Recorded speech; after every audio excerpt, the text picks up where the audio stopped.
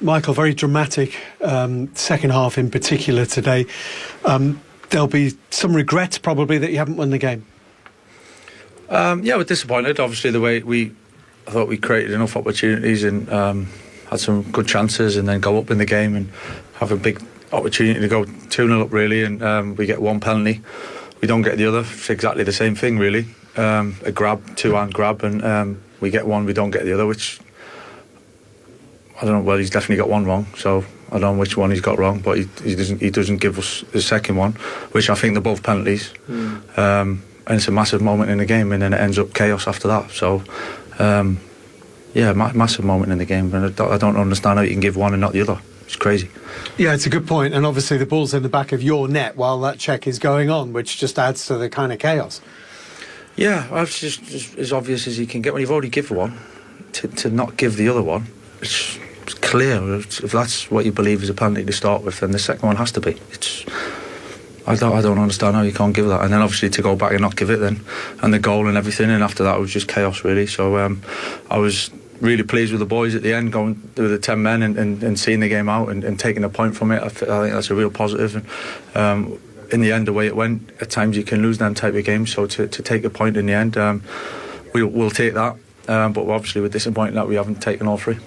Do you feel that the penalty and a red card was a bit harsh for what Harry actually did? Yeah, maybe. Maybe it ended up chaos at that time, so decisions going different ways, and he's made that decision. Ours should have been a penalty. We should have had 2 penalties, and that wouldn't have happened. Then you've got 10 minutes at the end of normal time and 10 minutes added time at the end with 10 men. Actually, you've done pretty well to get a point out of that 20 minutes. That's a tough 20. Yeah, especially in credit to Bournemouth, the way they play, and really energetic and positive, and run forward and pass forward and constantly test you. So to go with 10 men for so long and have to make changes, and I thought the boys coming off the bench and finishing the game did ever so well. Credit to them for that. We're delighted with the way they went about that and seeing off the last moments really, which could have been really difficult, but I thought we coped with it really well. You've now got a long time without a game. Obviously, there's the international break, but I think you go 24 days or something without playing. Is that a problem? Is that an issue, or is it an opportunity to just reset and have a bit of a break? It is what it is. It's not a problem. It's we'll deal with it, and boys are going away, and it feels a lot because of the international break. But the international break is we miss one weekend, so we'll deal with that. We've got to be ready for Leeds when it comes. Bruno, it's another game unbeaten for Manchester United, but is there perhaps a sense of frustration that you're not going away with here with all 3 points? I'm more disappointed because I think we did enough to get that 3 points. Obviously, we end up you had to finish the game with a lot of suffering and trying to not concede a goal. The frustration also came a little bit into ourselves, because obviously we had a situation where we could have gone 3-1 up, and from that situation we end up conceding another goal. I think we could have gone 2-0 and then we end up conceding a goal, not getting a penalty, and then we get a penalty against, where more or less it's the same situation as Ahmad. One is rewarded as a penalty, the other one not. I know it's difficult for the referee to give 2 penalties in the same game for the same team, but what I don't understand is why VAR doesn't get involved in that situation, and or either way in the situation of Ari, because either one is a penalty and the other one too, or none of them is a penalty. I can understand, and we don't want to get you into trouble with the authorities, but is there a frustration that can you see similarities between the one that's not given for you and the one that sees Harry pick up a red card and is given? Yeah, because I think Ahmad is getting to a point where he's going to shoot, and he gets pushed or pulled. I can't exactly see how it happens, but you can see that is there something that gets him completely out of balance, and obviously I think it's very frustrating for the small players, because they always say he's very soft on the small players, and when he's in a bigger player, they say they end up giving the falls. I do think that on the Ari situation it is a penalty, but I think in the Ahmad one is also a penalty, and obviously that could have changed the game. You mentioned having to sit and suffer a little bit, especially with 10 men, but the fact that you were able to do that and still come away from this game was something. Does that tell us how Manchester United have evolved since Michael Carrick and his backroom team have come in? No, I think that's always been part of the club. It doesn't change who's the manager in charge. Obviously, in the last period, we've been very positive with the results, and obviously that gives more of positive energy to the team to understand that we can get results anywhere we go. It's been very important for us in the last period with Michael, because we've been in a very good form, and obviously today we had to suffer, we had to run a little bit more, and we did at the end up getting a point. It's not everything negative from the game, so we got something from it. Clearly, getting a Champions League spot for next season is the aim. Whatever happens with the other results this weekend, you go into the international break, you will be third. Could it be higher than third, the way this Manchester United team are playing and believing in themselves come the end of the season? No, what it could be better is that in the next game we have to get the 3 points that we didn't got today. That's all. We need to go game by game, because Premier League is very tough. We have a lot of competition to play against in this moment, because Villa is very close to us, Liverpool and Chelsea also, so we need to be aware of that, but our aim is looking forward and try to get the 3 points, not that we're not going to be looking at them, but we know that we have to run away from them, and the best way to do is getting points, and if you're going to get closer to the one in front of you, you still have to get the 3 points.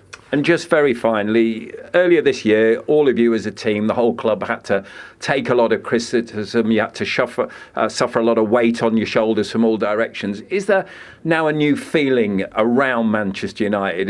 Is this a real good feeling, and what Manchester United stand for and are about? No, it's gonna always be like that. When you get results, you're gonna get your flowers. When you don't get the results, you're gonna get the criticism. It's part of being a Man United player. You play for a top club where the demand is very high from everywhere, from everyone. You know that you're gonna have a lot of people with the eyes on our club, because of the club is massive, and social-wise even more. So it's a lot of eyes looking for us. But if you decide to play for this club, and if you are at this club, it's because you are a big player, and you have to have a big personality to be here, understanding that it's going to be highs and lows, and you have to deal with them in the same way. Bruno, appreciate your time. Thank you very much. This is 2 points dropped from the positions they got themselves in, and Bruno made the point as well that those were the same incidents, and if one's a penalty, then the other one should be a penalty as well. Andy thought the foul on Ahmad was a penalty, albeit perhaps soft. Jamie, can you explain why you think this was not given and not overturned as well by VAR? I just think because if you look at where true foul is, and you can see Senesi number 5, he's coming back, there's 2 players round him there. I just think one's not denying a definite goal scoring opportunity. I think he just could be a little bit stronger. He's going over a little bit too easily. And as I say, there's bodies round there. Now, if he had given it, would we have gone, oh, that's the worst penalty decision ever? No, it's not. I just don't personally think it is. And then you roll it onto this one, and I just feel because Ivan Nilsson is going into the goal scoring area to score, or probably score, and I just think that it's still weak, but I think that's maybe the slightest difference on the two of them. It's an opportunity to score, isn't it? And then the referee, Stuart Atwell, has got to make a couple of decisions with regard to Harry Maguire. Has he made a deliberate attempt to play the ball? Has he denied a goal scoring opportunity? And if he thinks that he hasn't, he's done the first and he hasn't done the second, then it's a red card, isn't it, Andy? Well, yeah. Obviously, that's why he's made a decision, to send him off, because he's believed he's done just that. But when you talk about going down easily, he's gone down really easily there. And as a manager, of course, you're going to be disappointed. Bruno's disappointed in that as well, because you look at both of them, you turn and say to yourself, so break it down. What is the difference? Because they've both gone down easily, but what is the difference? Yeah, I get the sending off one, I get that, but if we're talking about the penalty itself, why is one given and one's not? The other thing that Andy makes a great point with is, why even are you wanting to go down there? You are going through to see the whites of the goalkeeper's eyes. It's a mate.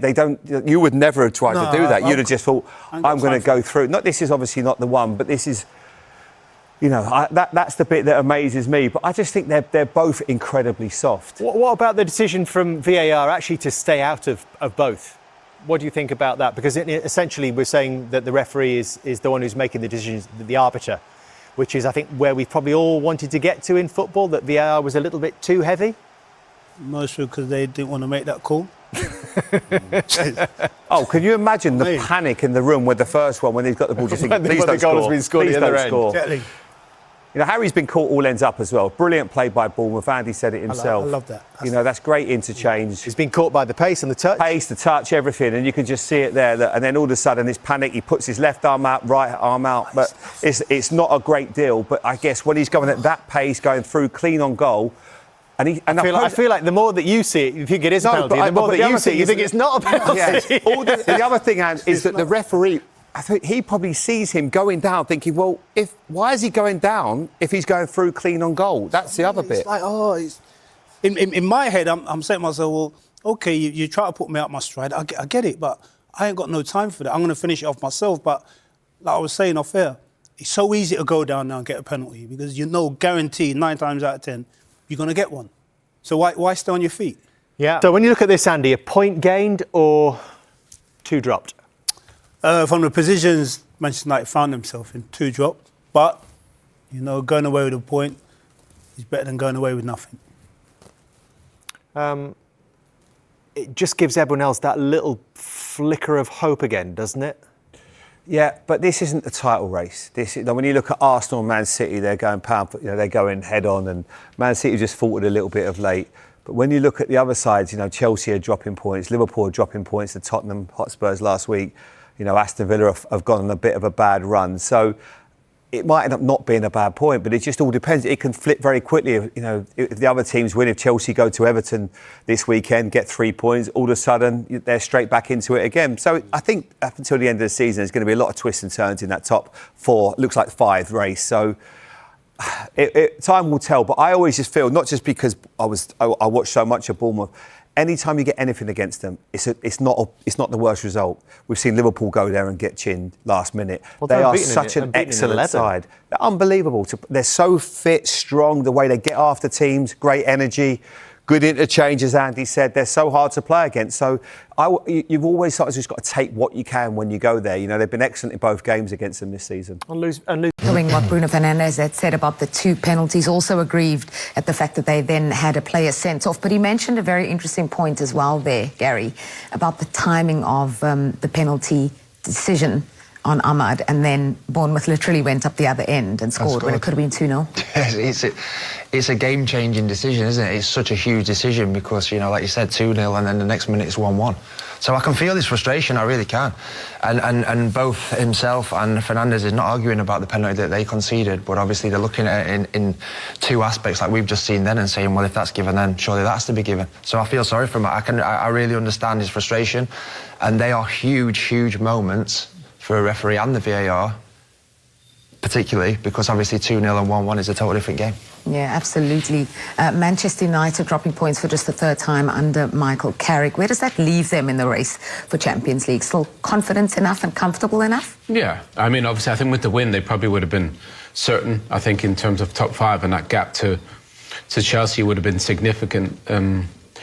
But I think they'll obviously take the point. They preferred 3. They're in such a brilliant position. You think I think they were 5th when Ruben left. But I just think the football they played has been better. Everybody's happy. They're getting results, obviously, today. But that's against a good Bournemouth team as well. Yeah. You know, and the point the reporter made about playing for 20 minutes with 10 men, I thought they dealt with that really well. So I think in every phase, you know, they're playing better, they're getting points, they're managing games better as well. Obviously, 3 would have been a lot nicer, but they control their own destiny for Champions League football, and that's the most important thing. Yeah, still comfortable in the race for Champions League with Aston Villa, Liverpool and Chelsea still to play. That's all we have time for. So 11 games unbeaten in the Premier League now, a joint best for Bournemouth, and they had to battle back on 2 occasions, Owen. Manchester United taking the lead, the first time from the penalty spot. There are a couple of penalty incidents and we have a lot to get through. Was the first one the correct call for you? Yeah, I mean, just a little bit of magic from Cunha. I mean, he's obviously, I think he wants to play in that little number 10 position, but he's good on this left-hand side. Can't believe he chested this, by the way. I mean, honestly, that is a brilliant. And then this little skill to come in between the 2, Jimenez and Scott, that is brilliant. And it's just, Jimenez has been terrific in a Bournemouth shirt. He's a young, naive defender, but that control is fantastic. Keeps it close. Wants to come inside. Scott can't overcover there, which he does. and you see Jimenez just pulling there, Gary. I mean, there's... Yeah, I just want to come in from a defensive point of view. I mean, I couldn't believe he's made the decision to pull his shirt, to be honest. When he's in that situation, he's past him, he has to leave him, he has to rely on cover. And there was cover with James Hill there. So it was a gift from a Manchester United point of view, a real gift. And obviously, but you're very confident when Bruno steps up on a penalty spot and he tucks it away. But disappointing from the Bournemouth point of view. It's a little bit of ill-discipline there, I thought. Yeah, that's 9 goal involvements for Bruno Fernandes at that point in 9 games against Bournemouth. Who else but him? It's 1-0 at that point. A bit of controversy around the equaliser. Let's take a look at it, because I think Manchester United thought they should have had a second penalty, and the goal comes soon after that. This is the moment, the incident. And the referee said no penalty on this occasion. Am I being pulled down? Yes, I didn't think it was a penalty at the time, to be honest. And when I saw it back, I stick by my first thought. Gut instinct was it wasn't a penalty, and I don't think it was. Yeah, and there's 25 seconds between that penalty call and appeal from United and the equalising goal from Bournemouth. Yeah, Ryan was great on that right-hand side, comes inside.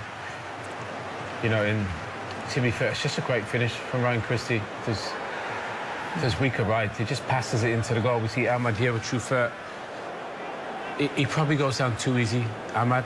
Yeah, there's not enough in that for me. No. There's not enough. He kind of has a little pull, but he lets go, and I think, I mean, you know, and on this one here, does really well. Ryan comes inside, plays it quickly. Casemiro, you see him come across. He's got Christie, but he gets out to the ball carrier, and nobody really fills in for him. Maybe Harry could step up, or they're a little bit too late, but take nothing away from the finish. In between the legs of Harry Maguire, see it here on this angle. You don't, and that's the thing, you don't need to smash it. Yeah. You know, just pass it into the goal. No chance for Lambs. That was a quality in the goal, wasn't it? The pass. Just fed it through there and just put it into the bottom corner. But once Yoro's gone out there, I thought, go again. Do you know, he's closed that gap a couple of yards. He needs to close it a couple more yards to try and block the shot, but take nothing away from that finish. That was a brilliant finish. Yeah, flurry of activity, because there was to be a quick response from United, a third goal in the game in the space of 10 minutes. Let's look at how Bruno Fernandes once again gets involved. Yeah, he's brilliant. To be fair, he's the one who played a brilliant ball up at the top for Ahmad for that potential penalty. But, I mean, they're so unlucky, Bournemouth, here, because I think the 2 centre-backs are involved. Kobbie Mainoo gets a little bump on the goalkeeper. I think Senesi initially flicks it, and then it comes off James Hill at the back. But he's just whipping it into a dangerous area, isn't he? It's difficult to get out of the way of that. It's almost like like you said, the centre-back combining there in a not so great manner. I think Harry Maguire was key in that as well. I think he was so physical. He was so physical against James Hill there, all the way to the very end, and then he just sees it too late. He can't get his head out of the way, and unfortunately for him and Bournemouth, it went in the back of the net. Yeah, we did think that he was the one who scored, the way he went off and celebrated. He was trying to claim it, wasn't he?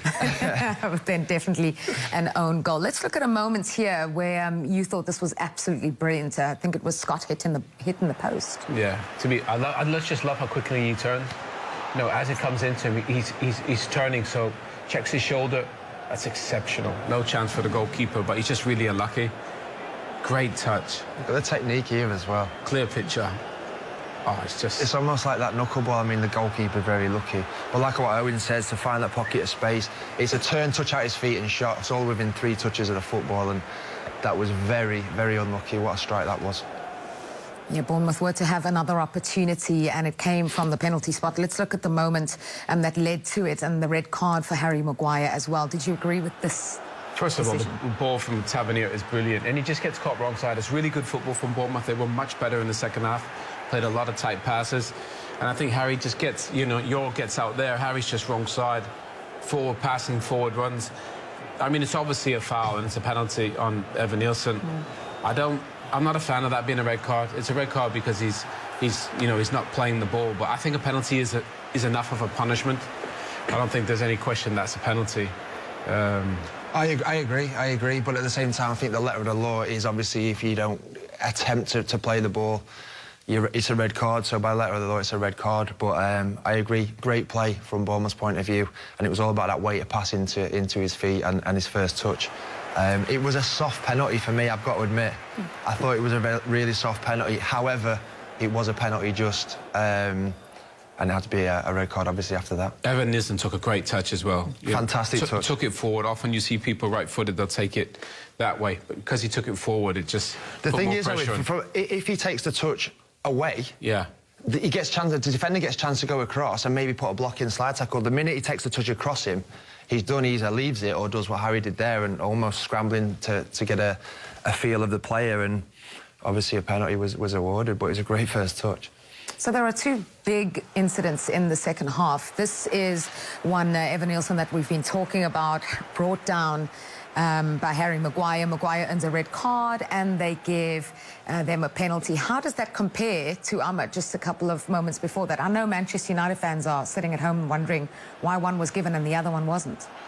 Well, let's see him. I mean, obviously, we've just seen the Harry Maguire one and the Evan Nielsen. I think, truthfully, he has a little small pull, but Ahmad, I think he just goes down too heavily because there's not that much contact. So I think the difference is there's more contact from Harry Maguire and Evan Nielsen.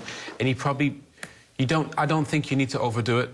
I think if he probably would have gone down a little bit more naturally, he might have had more of a chance. But again, I think the one from Truffert on Ahmad, I think it was soft. I didn't see it as a penalty. And I think that obviously with the on-field decision, with the Harry Maguire situation being given and that not, I think that was a decisive factor, because if that was given, I don't think the VAR, from a Manchester United point of view, if that was given, I don't think the VAR would overturn that. So I think that was a key factor in it as well. Yeah, the weight of the on-field decision is exactly what swung it, and there was not an obvious error, according to VAR. This is the moment from Ellie Jr. Krupi, the equaliser.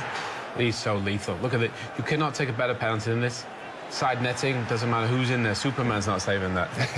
And to come on as well and take the responsibility, you know, he started on the bench, he's come on and to take that responsibility, full of confidence, and obviously has an eye for goal. He's brilliant. He really is. For a young man, he's just so calm. He's a brilliant finisher. He had a huge impact on the game when he came on. Scored the equaliser twice now for Bournemouth against Manchester United, the top-scoring teenager in the Premier League. Let's get